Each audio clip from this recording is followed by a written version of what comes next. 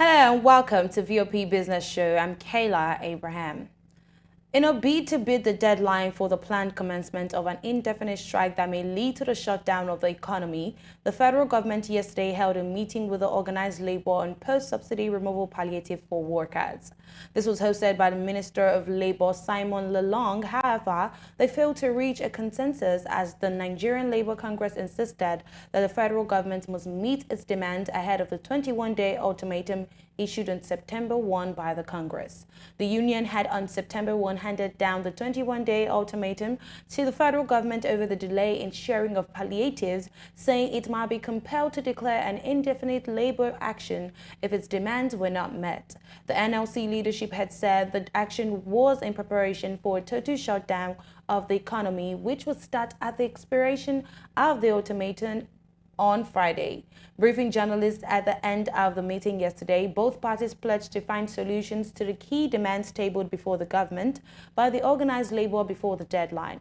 Lalong stated that many of the items presented by labor union were still under consideration before the final agreement. The president of the NLC, Joe Ajero, also described the meeting as fruitful, but stated that only the presidency could take decisions on the demands presented to the government. Now, the federal government has officially reopened the D wing of the old international terminal at the Murtala Mohammed International Airport, Lagos. The government aimed to alleviate flight disruptions and improve the overall efficiency of air travel. The move was part of a broader effort to address the growing challenges faced by travelers and airlines operating in Nigeria following the sudden relocation of foreign airlines from the international terminal of Lagos Airport to an adjoining new terminal that opened in March. The reopening of the old international terminal, which had been temporarily closed for renovation, was announced by the Minister of Aviation, Festus Keyamo, yesterday. A statement signed by the Director of Public Affairs and Consumer Protection, FAAN, Abdullahi Yakubu Funtua, stated that Keyamo emphasized the government's commitment to enhancing the aviation sector and ensuring the passengers had a seamless travel experience. Keyamo had ordered airlines to relocate to the new terminal on October 1, 2023, but FAAN on Wednesday forcefully relocated the international carriers to the facility. The United States government has disclosed that there is no quick and easy solution to Nigeria's economic challenges. U.S. Deputy Secretary of Treasury Wale Adeyemo stated this at a forum with business leaders in Lagos and noted that the country lacks a macroeconomic framework to attract more dollar-denominated foreign direct investments into its economy. The U.S. Deputy Secretary, who arrived in Nigeria on Sunday, is on a visit to the country as part of President Joe Biden's administration's commitment to deepening the U.S.-Africa economic and trade relationship. According to him, while the early steps of the new administration will help the country attract investors, there are still concerns from the investors as regards the repatriation of their funds. Adeyemo noted that the government needs to develop a macroeconomic framework that demonstrates its commitment to the fundamentals, and this will in turn help attract foreign investors to the country and help the country's economy thrive. He stated that the recently introduced reforms in Nigeria were long overdue.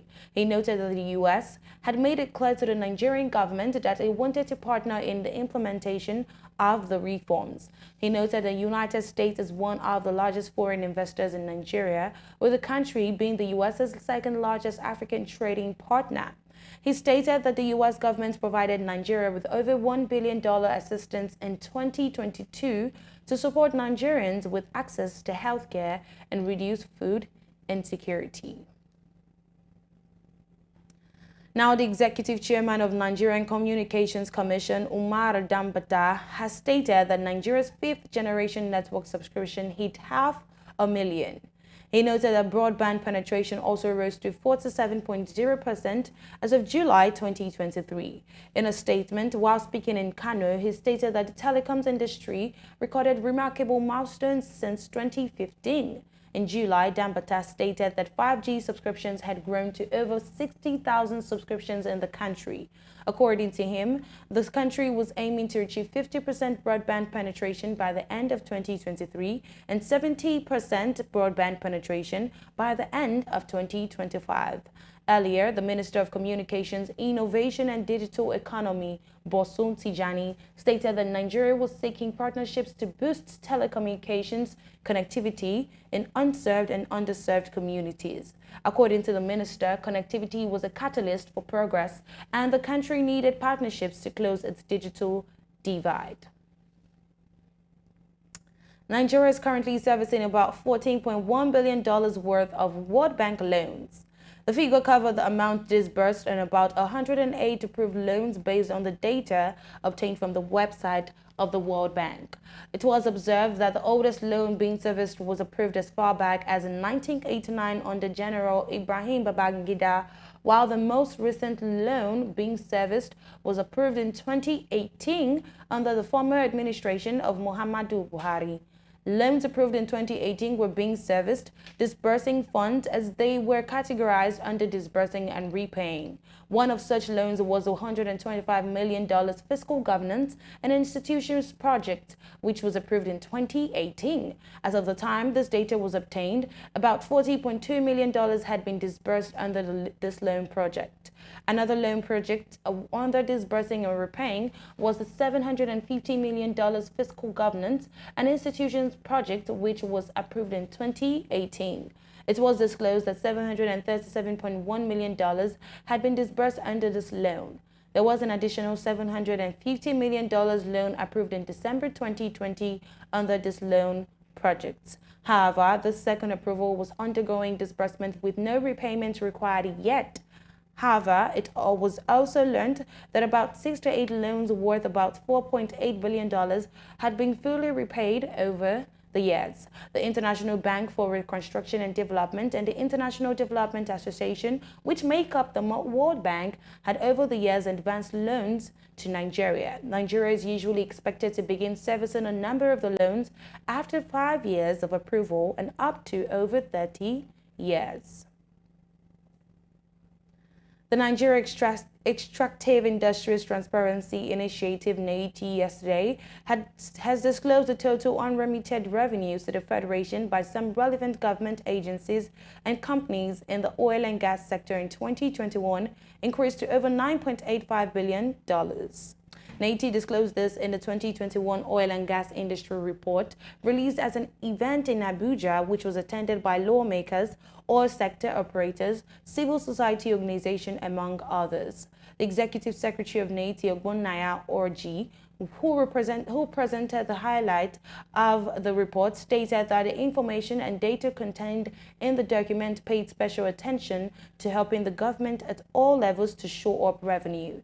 He noted that the report would support national development and poverty reduction through resource mobilization, as it provided updates on the financial liabilities of the Nigerian National Petroleum Company Limited and some companies to the Federation. Orji stated that despite concerted efforts made last year to recover some of the revenues through the ADHOC committee that was set up by the National Assembly, the 2021 figures showed an increase. A compilation of the outstanding financial liabilities due to the Federation by the report indicated that a total of $13.59 million revenue was payable to the Federal Inland Revenue Service as of July 2023. It said the Nigerian Upstream Petroleum Regulatory Commission had outstanding tax collectible revenues of $8.25 billion as of December 2022, adding that over 80% of these outstanding financial liabilities are owed by NNPCL. The report showed that Nigeria earned a total revenue of $23.05 billion from the sector in 2021. The sum was about 13% higher than the corresponding total of $20.43 billion realized in 2020. Breakdown of the earnings showed that about $8.67 billion, or 37.6% of the revenue, was realized from the sale of crude oil and gas, $13.4 billion from taxes and other specific revenue flows, and $1.01 billion went into payment to sub-national entities. The Nigerian National Petroleum Company Limited has compulsorily retired all management staff with less than 15 months to statutory retirement. In an early morning announcement today, the company declared that the retirement of the affected workers was with immediate effect, stressing that the move would support its business objectives. The national oil firm disclosed this via its official X handle. It was further gathered that the firm also carried out employee reorganizations in its top management cadre, moving some of senior officials to other arms of its ventures such as the Nigeria Liquefied Natural Gas Limited and Nigeria Petroleum Development Company, among others. Recall that the oil firm recently announced the appointment of 3 new executive vice presidents as part of the ongoing shakeup in the multi-billion-dollar national company. This leads to the compulsory retirement of the company's 3 former executive vice presidents, including Abdul Kabir Ahmed, Gaspar New Energies, Adokie Tombomie upstream, and Adeyemi Adetunji downstream. In July last year, the national oil firm, formerly known as the Nigerian National Petroleum Corporation, transformed fully into a commercial entity, becoming the Nigerian National Petroleum Company Limited. The official transition into a private entity means that the oil company is now being regulated in line with the provisions of the Companies and Allied Matters Act. The Group Chief Finance Officer of the firm is therefore expected to bear additional tasks of ensuring the liquidity of the group as well as the efficient allocation of capital to its businesses based on returns and business relations. Also, the federal government is to halt all forms of funding for projects and sundry purposes of the firm compared to what was obtainable in 45 years of the NNPC before its transition to a limited liability company. Finally, moments ago, we learned that the Lagos State Governor Babajide Sanwo-Olu has invited the Department of State Security (DSS) to join in the probe of the death of Aloba Promise, popularly known as Mohbad. This was disclosed in a statement signed by Honorable Commissioner, Information and Strategy, Lagos State, Benga Omotosho. The death of Mohbad has generated controversy, especially on social media.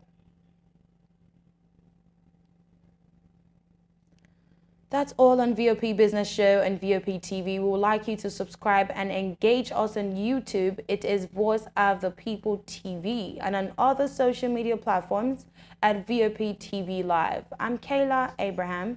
Thanks for watching.